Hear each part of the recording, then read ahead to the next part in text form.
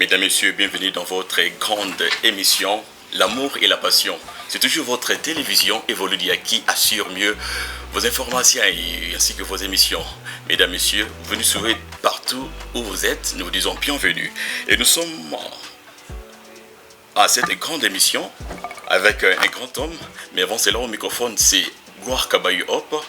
C'est là qui assure la technique et les caméras. Vous êtes avec Prince et Grand Tino. Mesdames, Messieurs, nous sommes avec un grand moto de tous les temps. Il est écrivain et encore, il est un homme de Dieu. Ce soir, ils vont nous parler de 5 langages de l'amour. Il s'appelle tout simplement David Outena. Bonsoir David Outena. Bonsoir, comment allez-vous? Ça va et vous, c'est bon? Ça va aussi.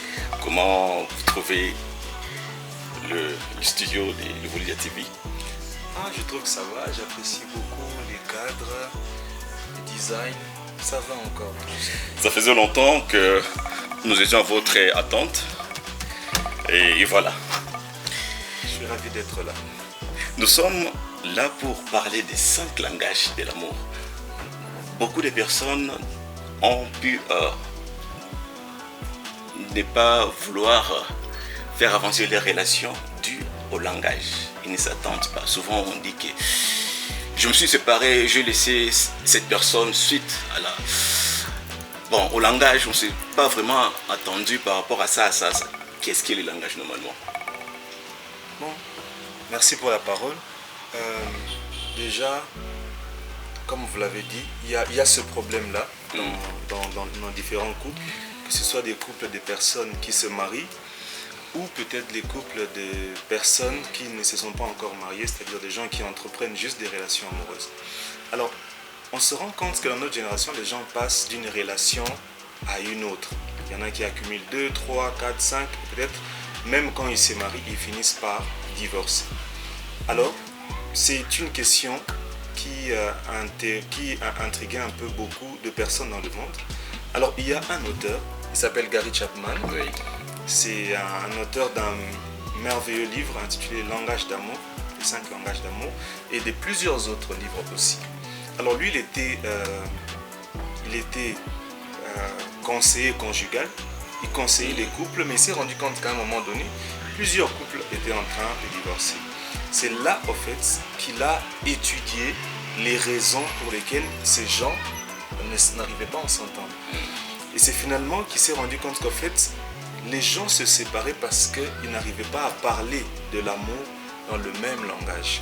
C'est là qu'il a parlé de 5 langages d'amour et c'est ce que j'aimerais nous apporter aujourd'hui à cette émission intitulée Amour et passion. Alors, à la question de savoir c'est quoi le langage, c'est justement un moyen d'expression. Les langages dans le cadre général ou bien dans le cadre de l'amour, est-ce que c'est les mêmes? Oui, déjà dans le cadre général, c'est ça en fait, un langage, c'est un moyen de communication, oui. Un moyen d'expression. Donc il y a certaines choses que je peux faire maintenant.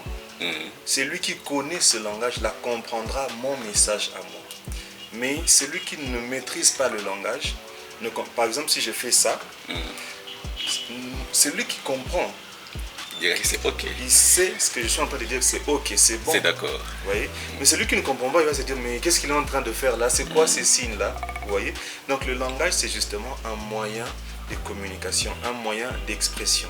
Et en matière maintenant d'amour, quand on parle de langage d'amour, c'est justement ce moyen-là de communiquer son amour à l'autre. C'est justement ce moyen-là d'exprimer son amour à l'autre. Donc c'est la même définition, quoi. C'est juste que c'est adapté à l'amour. Exactement. Alors, l'auteur avait épinglé 5 langages. Exactement. Dans 5 langages, est-ce que c'est toujours 5 ou bien selon lui, c'est 5 langages?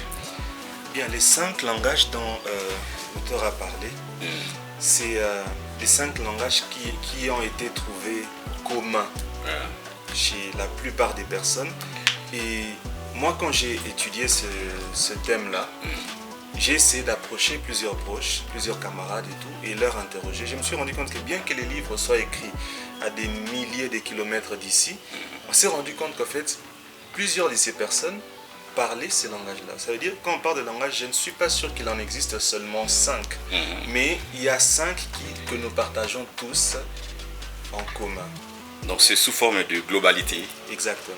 Bon, ça peut de manière globale. Alors, pendant ces 5 langages, qu'est-ce qui peut commencer en les épinglant? Ce qui est essentiel. Bon, dans les 5 langages, comme on l'a dit déjà, il y a 5 langages d'amour. Alors dans les 5 langages d'amour, il y a par exemple le premier langage qui est le langage des paroles valorisantes. Les paroles valorisantes, c'est le langage des compliments. En fait, les gens peuvent s'aimer. Ils peuvent s'aimer, mais lorsqu'ils n'arrivent pas à comprendre le langage de l'autre, ils auront du mal à avancer. Un exemple, supposons qu'il y a quelqu'un qui habite au Kivu ici, qui comprend que le Swahili, d'accord? Alors, il tombe amoureux de quelqu'un qui habite en Chine. Ils se sont rencontrés peut-être ici au Kivu. Celui qui habite en Chine, lui, ne comprend que les Chinois. Donc, il y a le feeling. Il y a peut-être cette émotion-là, ce ressenti-là qui est là. Alors, lorsque celui qui habite au Kivu essaye de dire à celui au Chinois, par exemple, qu'il l'aime, il dit en Swahili, par exemple, Mina Kupenda, les Chinois, ils ne captent rien. Ils ne comprennent rien de tout ce que la personne est en train de dire. Et peut-être les Chinois, lui aussi, essayent de dire à la personne qui habite au Kivu, voilà, dans leur langue, vous voyez, oui, que je t'aime et tout, voilà. Celui qui habite aussi au Kivu ne comprend pas les Chinois. Ce qui fait en sorte que même si le feeling est là, ces deux personnes ne peuvent pas aller loin. Donc c'est la même chose avec ces langages d'amour. Alors il y a des hommes qui, parmi nous, les hommes et les femmes, qui ont des langages d'amour dominants. Vous voyez? Donc c'est un langage d'amour préférentiel pour lui. C'est-à-dire quand vous vous aimez et que vous comprenez le langage d'amour de cette personne, vous aurez la capacité de perdurer dans votre relation. Parce que justement, vous avez appris à parler le langage de l'autre. Alors l'auteur en a élaboré 5. Je tenais à préciser que... Excusez, donc on peut avoir parlé le même langage comme le langage parlé et qu'on n'est pas... on ne se connaît pas vraiment si on parle du même langage. Donc dans le langage parlé, on peut trouver d'autres langages. Dans le langage parlé, comme quelqu'un qui habite au Kivu, parle Swahili et on sort. Il trouve une autre personne aussi qui habite dans le même milieu et parle Swahili ensemble. Est-ce qu'ils peuvent s'attendre s'ils n'ont pas ces mêmes langages d'amour?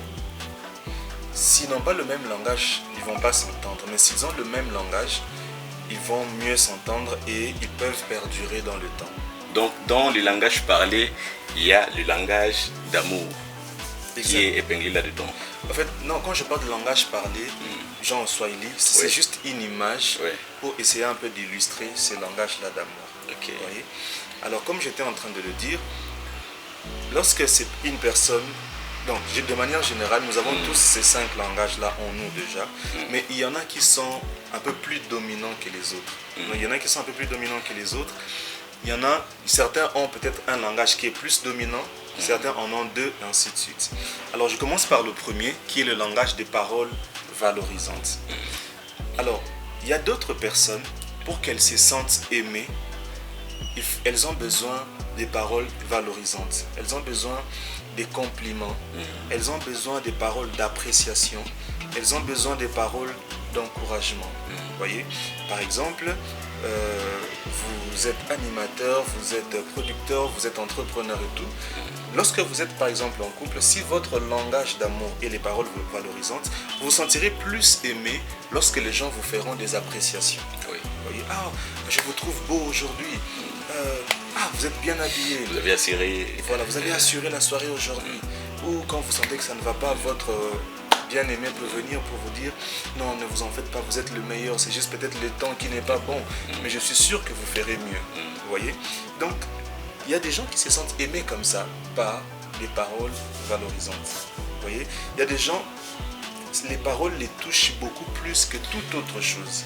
De telle sorte qu'elles peuvent se sentir vexées lorsque les paroles apportées à leur personne sont négatives. Vous voyez, donc il y a des gens qui se sentent un peu plus touchés par des paroles valorisantes. C'est ainsi que vous allez voir dans certains couples, par exemple, qui n'arrivent pas à tenir longtemps Parce que la femme, par exemple, où l'homme n'arrive pas à parler le langage de l'autre. Par exemple, vous allez voir une femme qui se met à comparer son homme avec un autre homme. D'ailleurs, telle personne est plus gentille que toi. Telle personne s'habille mieux que toi. Telle personne fait ça, ça. Donc, vous voyez, dans ce genre de couple, si le langage de cet homme-là, c'est les paroles valorisantes, il ne se sentira pas aimé parce qu'il s'est dit... Maintenant, il me compare. Voilà. Il me compare, il ne m'apprécie pas. Donc, pour lui, il m'aime pas. S'il m'aimait, il n'aurait pas pu dire ce genre de choses. Vous voyez, pour lui, l'amour, c'est vraiment des paroles valorisantes. Donc, ça, c'est le premier langage d'amour. Donc, il y a des gens qui sont comme ça. Quand vous dites des belles choses à leur égard, quand vous les appréciez, des compliments sincères en fait. Parce que ça ne veut pas dire que non, quand vous faites quelque chose de bizarre, on vous dit non, vous avez bien fait. Non, mais des compliments sincères, des compliments d'encouragement, des paroles d'amour, des paroles qui valorisent la personne, qui, entre guillemets, je dirais, flattent un peu l'ego de la personne. Comme les coraux et les renards. En quelque sorte. Voilà, il y a des gens qui se sentent aimés comme ça, par ce premier langage d'amour. Donc, le langage des paroles valorisantes. Il existe le deuxième langage d'amour, c'est le langage de... comment je peux appeler ça? Les moments de qualité. Il y a d'autres personnes, pour qu'elles se sentent aimées, elles ont juste besoin de l'attention de leur partenaire, d'un moment de qualité que la personne passe avec leur partenaire. Voilà. Donc le moment de qualité, ça ne veut pas simplement dire vous restez à deux, vous allumez la télévision et vous commencez à regarder la télévision. Non, par moment de qualité, on veut plus. Donc la personne veut plus que l'attention de son partenaire soit attirée vers elle. C'est-à-dire, quand vous restez là, vous passez du temps ensemble, vous riez, vous rigolez, vous échangez, vous communiquez. Vous voyez, tout ce moment-là, il y a des gens, pour eux, ils se sentent aimés. C'est pour ça que vous allez entendre des personnes dire « Ah non, il m'accorde vraiment tout son temps, malgré qu'il soit très occupé, malgré qu'il soit très sollicité, malgré qu'il soit peut-être quelqu'un de renommé, célèbre et tout. Il m'accorde vraiment son temps. » Et de telles personnes se sentent vraiment aimées, juste par le moment de qualité qu'il passe. Par contre, vous allez sentir aussi que d'autres femmes ou hommes qui ne se sentent pas aimés, justement parce qu'ils se disent non, c'est vrai, il me donne de l'argent, c'est vrai, il fait ça, mais il ne me donne pas son temps. Il ne me donne pas son temps. Il n'est jamais là. Vous allez entendre des couples comme ça, des femmes qui se plaignent. Mon homme, il n'est jamais là. Il est toujours là pour s'occuper de son emploi. Il est toujours là pour s'occuper, je ne sais pas, de ses business, de ses études et tout. Il ne me donne jamais le temps. Il vient le soir, il dort. Vient le soir, il dort. Le matin, très tôt, il part. Vous voyez? Donc il y a des gens qui se plaignent comme ça. Pourquoi? Parce que pour eux, c'est ça leur langage d'amour. Donc pour que ces personnes se sentent aimées, il faut que vous passiez des moments avec ces personnes. Ça, c'est le deuxième langage d'amour. C'est le deuxième langage. Et cependant, il y a des couples qui se connaissent davantage parce qu'ils sont ensemble. Ils ont le temps de causer, ils ont le temps de planifier, ils ont le temps de se connaître davantage parce que l'homme est là et la femme est là. Ou soit les deux partenaires sont là. Alors que si l'un peut manquer, normalement, il est loin, il n'accorde pas le temps à l'autre, je pense qu'il y aura des équilibres. Oui, il peut y avoir des équilibres lorsque le langage de la personne avec qui vous êtes, c'est ce langage-là justement des moments de qualité. Mais pour celui dont le langage n'est pas vraiment le moment de qualité, bon, lui il s'en fout. Il s'en fout. Bon, ça ne dérange pas. Voilà, ça ne dérange pas. Mais pour celui pour qui c'est vraiment ça son langage, il se sentira lésé et il y aura un déséquilibre. Donc ça c'est le deuxième langage. J'ai fini un peu avec le langage d'un coup. Et donc le troisième c'est le langage des cadeaux, tout simplement. Donc il y a des gens pour qu'ils se sentent vraiment aimés, ils ont besoin qu'on leur offre des choses. Donc quand vous leur offrez quelque chose, vous voyez même leur réaction, même quand la chose n'est pas aussi onéreuse que ça, aussi coûteuse que ça, les gens ils se sentent vraiment aimés, ils manifestent beaucoup d'admiration justement parce qu'on leur a offert quelque chose. Donc il y a des gens qui se sentent plus aimés quand on leur donne. Des surprises, de cadeaux. C'est ça qu'on parle, mais c'est là qu'on parle du langage des cadeaux. Donc vous allez voir par exemple certaines de nos mamans, quand vous offrez un petit truc comme ça, elles en font tout un tas de choses. En tout cas, ça c'est trop. Ça c'est une vache. Alors que c'était des miettes juste. Voilà. Vous voyez, alors vous avez juste offert un petit truc là, et la personne se sent vraiment aimée. Et donc il y a des gens qui se sentent beaucoup plus touchés. Donc quand vous apportez le cadeau, c'est un peu comme si vous touchez le point fort De la personne. Elle se sent vraiment aimée. Vous voyez, donc le langage des cadeaux, c'est aussi un langage que plusieurs personnes parlent. Il y a des fois, nous causons avec des personnes, vous leur posez la question après avoir exposé le langage d'amour, vous leur posez la question, ces personnes vous disent, moi mon langage c'est les cadeaux. Moi quand on m'offre les cadeaux, en tout cas je sens aimer la personne. Vous voyez. Donc ça c'est le troisième langage. Le quatrième langage, c'est le langage des services rendus. Les services rendus, c'est qu'il y a des gens, pour qu'ils se sentent aimés, il faut que vous fassiez parfois certaines tâches qu'elles étaient censées faire. Donc pour elle, quoi. Voilà, exactement, pour elle ou pour lui. Vous allez entendre un homme, par exemple, une femme dit non, à mon mari, une femme, par exemple, qui dit non, en tout cas, mon mari, il fait la cuisine. Ouais. Mon mari, parfois, il fait la vaisselle, parfois, il s'occupe des enfants et tout. En tout cas, il m'aime. Donc, pour cette femme-là, vraiment l'amour pour elle, c'est ces services-là que son mari est en train de lui rendre. Vous voyez, vous apprenez un mari, il est parti peut-être au supermarché pour lui chercher des trucs, des vivres et tout. Et donc, quand la femme voit ça, pour elle, elle se sent plus aimée que si on lui disait des belles choses ou si peut-être on lui donnait des cadeaux et tout. Voilà. Donc pour elle, c'est les services rendus. Et il y a aussi des hommes qui ont ce langage-là. L'homme va se dire, en tout cas ma femme, c'est elle qui fait ça, ma femme c'est elle qui fait ça, c'est elle qui fait ça. Il cite toute une litanie de choses que sa femme accomplit. Et à la fin, il conclut, il dit, ma femme, elle m'aime.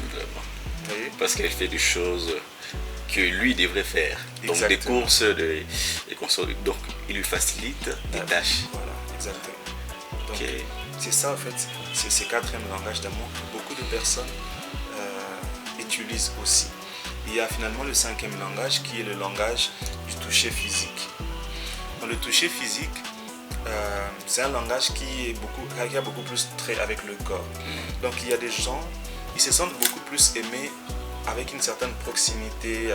Quand il y a un toucher, vous pouvez être en couple, vous vous promenez, ils veulent toujours, vous teniez la main, que tu passes ta main sur son épaule, je sais pas, quand il a un truc ici, que tu sois le premier à le remarquer, bon, enlever. Vous voyez. Donc il y a des gens, quand vous faites ça, ils se sentent vraiment aimés. Vous voyez. Et ça va aussi pour ceux qui sont mariés et qui ont ce droit-là d'avoir des relations intimes. Ça va aussi jusque dans les relations intimes et tout. Donc, c'est le langage du toucher physique. Il y a des gens qui se sentent vraiment aimés comme ça. Des hommes, parfois aussi des femmes. Mais on a remarqué que le toucher physique était beaucoup plus répandu chez les hommes. Parce que, voilà, l'homme, vous voyez, il est beaucoup plus... sensible, bon, il a du sens. Voilà, il est beaucoup plus, comment on dirait, somatique, si je peux dire ça comme ça. Il est beaucoup plus lié au corps et tout, alors que la femme, elle est beaucoup plus liée aux émotions. Donc, on a remarqué que c'est ça. Il y a des hommes qui se disent non, elle ne m'aime pas. Pourquoi? Non, depuis qu'on est ensemble, elle n'aime pas qu'on est ensemble, qu'on se tienne la main. Ou non, quand je fais ceci, elle se fâche, elle n'aime pas. Je sais pas, quand ils sont déjà mariés, par exemple, l'homme se dit non, aujourd'hui, je voulais peut-être une certaine intimité, mais la femme n'était pas d'accord. Donc pour lui, il commence à se dire, mais ça veut dire qu'elle aime quelqu'un d'autre et tout. Quand une personne commence à dire de telles choses, ça veut dire simplement que son langage, c'est le toucher physique. Vous voyez? Est-ce que vous allez voir des gens qui ont compris leur langage d'amour? Vous allez voir des gens, ils peuvent marcher pendant 1 kilomètre, ils se tiennent la main. Quand ils sont en public, il y a toujours quelqu'un qui... C'est dit, mais il s'aime, bon. Puisqu'il s'aime, c'est pour cela, bon, il les démontre bien. Exactement. Alors qu'ils ne savent pas que c'est leur langage d'amour. Vous voyez? Okay. Vous allez voir, les gens, ils sont toujours magnétiques. Qu'ils soient en public, qu'ils soient dans le coulisses, ils sont toujours magnétiques. Ils ont toujours quelque chose là qu'ils doivent toucher. Vous voyez, ils touchent soit la femme, soit les cheveux, soit quelque chose. C'est prennent bon par la hanche. Voilà. Vous voyez un peu. Soit par des mains. Exactement. Donc ils se sentent toujours qu'il y a... Bon, qu'elle est là ou c'est qu'il est là. Voilà.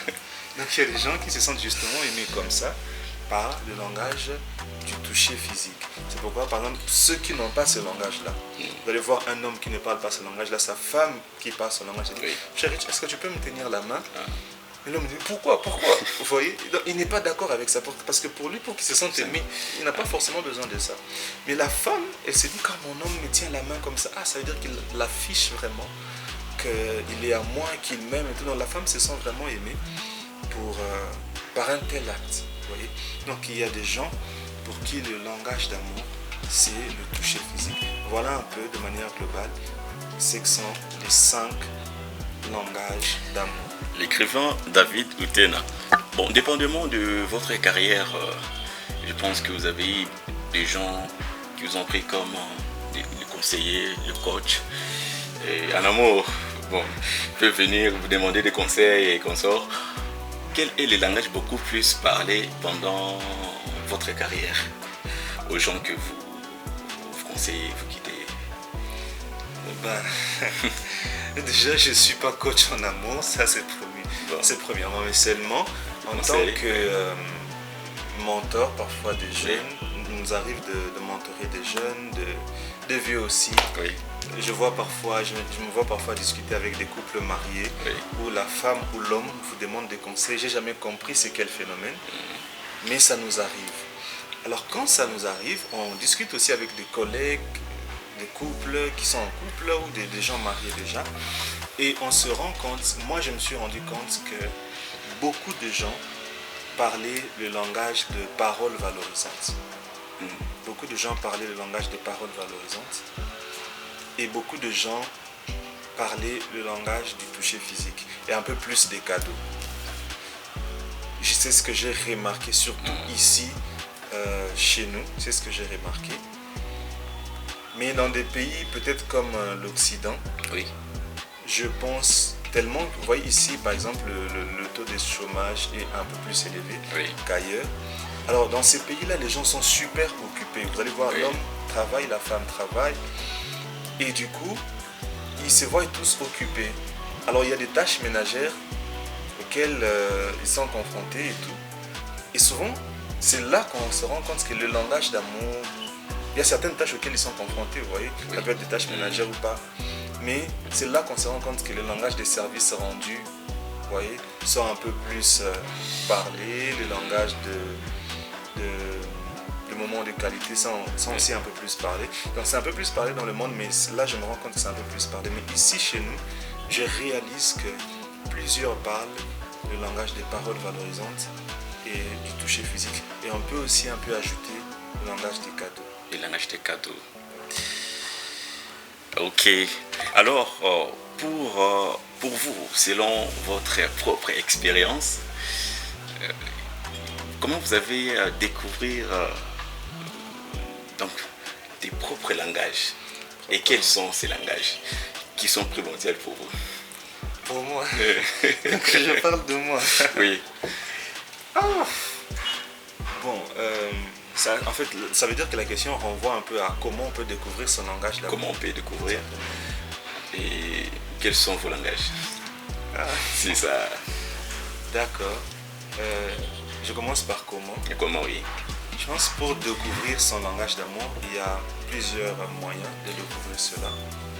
Déjà, vous pouvez rester, quand vous êtes en couple, par exemple, vous regardez dans ce qu'une personne, votre partenaire fait ou dans ce qu'elle ne fait pas. Vous regardez qu'est-ce qui vous blesse le plus, puisque vous aimeriez plus que la personne fasse. Vous voyez? Pour que vous vous sentiez vraiment à votre place, pour que vous vous sentiez vraiment aimé. Lorsque vous découvrez ça, ça veut dire que c'est votre langage d'amour. Vous voyez? Ça veut dire que c'est votre langage d'amour. Par là, je glisse un peu pour parler de moi. Par exemple, pour moi, je réalise que j'ai 2 langages qui dominent un peu. Oui. Voilà. Et le premier, c'est les paroles valorisantes. Je pense que je suis naturellement sensible aux paroles, surtout de mon partenaire, des gens qui me sont proches. Vous voyez, surtout de mon partenaire, si je peux dire ça comme ça. Donc, lorsque je fais quelque chose de bien, je veux vraiment que l'admiration soit sincère. Soit parler, quoi, exprimer. Voilà. Donc, par contre, il y a des gens, vous faites quelque chose de bien. Il reste indifférent. D'accord, voilà, c'est bien. Mais alors qu'il y a d'autres personnes, vous allez voir, quand vous faites quelque chose, la personne, la personne exprime vraiment son admiration. C'était du wow. Voilà. Et ça vous motive, en fait. à faire un peu plus. Vous voyez? Donc, vous regardez dans ce que votre partenaire fait, qu'est-ce que vous réclamez le plus chez la personne. Deuxièmement, vous regardez dans votre manière de parler, d'exprimer votre amour à votre partenaire. Il se peut que parfois ce que l'on fait aux autres est souvent ce que l'on s'attend à ce que les autres fassent pour nous. Vous voyez? C'est là que moi, quand j'ai analysé ça, je me suis rendu compte que quand je parle aux autres, souvent j'évite de blesser. Souvent j'évite de blesser, souvent j'évite de venir genre shoot. Vous voyez un peu? Souvent j'évite de blesser et souvent je complimente trop. Vous voyez? Pour mettre votre auditeur à l'aise. Voilà. Et il y a l'air Dale Carnegie, l'auteur du livre Comment se faire des amis. Il a aussi parlé de ce langage-là. Alors il semble que l'un des besoins, ça c'est aussi, comment il s'appelle, William James, c'était un psychologue. Et lui, il dit que l'un des besoins les plus profonds de l'être humain, c'est le besoin de se sentir apprécié. Donc il y a beaucoup de gens autour de nous, dans nos familles, dans nos relations, qui aimeraient bien se sentir appréciés, savoir vraiment qu'ils sont importants pour vous. Vous voyez? Et donc, quand vous réalisez que pour vous c'est ça, ça veut dire que c'est votre langage d'amour. Pour certains, ça peut peut-être être, pour qu'ils se sentent aimés, c'est des cadeaux. Moi, personnellement, les cadeaux, ça ne me dit pas grand-chose. C'est vrai, je vais apprécier l'effort que quelqu'un a eu pour m'offrir un cadeau et tout, mais ça ne me dit pas vraiment grand-chose. Vous voyez? Ça tape pas fort, comme quand quelqu'un fait des compliments sincères. Vous voyez? Et le deuxième langage, pour moi maintenant, toujours, j'étais dans le premier point, j'ai essayé, c'est un peu de glisser pour faire comprendre la chose. Pour moi, le deuxième, c'est le toucher physique. Surtout envers mon partenaire. Marcher ensemble. Voilà. Je vais prendre les mains. Exactement. Vous pouvez marcher ensemble pendant peut-être une distance de 100 mètres, 200 mètres, peut-être 1 kilomètre même si vous le souhaitez. Mais vous vous tenez la main. Vous tenez la main souvent. Vous arrangez de chevelure, les cheveux, même les barbes. tout ça. Vous voyez un peu. Donc la main est soit sur l'épaule, soit quelque part et tout.